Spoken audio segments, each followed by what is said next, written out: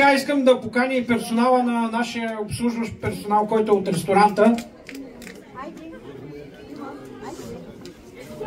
Който има възможност от обслужващия персонал на ресторанта, нека да се качи на сцената за една снимка, за да запечатаме този момент.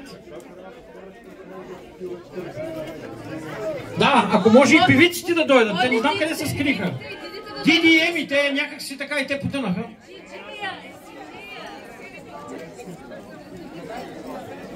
Диджея също да дойде.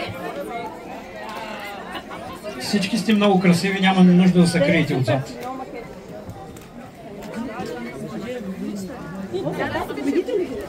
Теди? Няма да бъдеш толкова път инкогнито. Този път няма да се измъкнеш.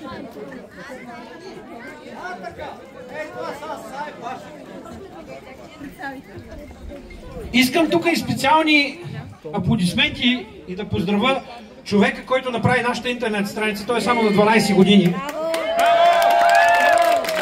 Това е малкият голям човек, който много помогна за това да се случат нещата на този фестивал, защото всичко се случи с общи усилия, с дарения, с много малко пари, които сме дали, нали, от нашите джобови, за да се получи това нещо. Като цяло разчитахме на една кутия с дарение, което не служихме даже.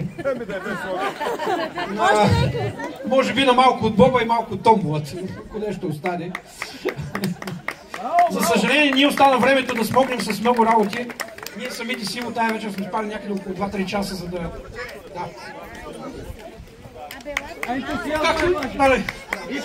Случиха се нещата, нека да ги аплодираме. Хората тук, които са се смеят с бурни аплодисменти и да се направим няколко общи снимки. Да помоля тук и Гери от ресторанта да не се крие в ресторанта си. Най-малкото! Дъжда не е много мокър днес, средно. Браво!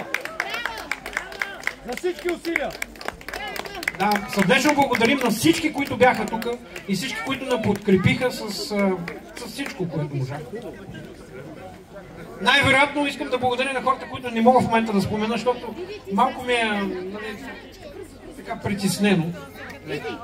И може би съм забравил имена. Нека се чувствате те притеснени, не съм ги забравил между. Поздравени, да, извинявам. Съжалявам. Ами нямаме репертуар, трябваше да импровизирам. Браво! Браво! Браво! Свободна програма от специалния ни диджей. Къде е диджея, който движи всичко? Той избяга. Нищо. Нека да пускай тогава и заповядайте всички на още няколко хора и да отпразнуваме днешния празник.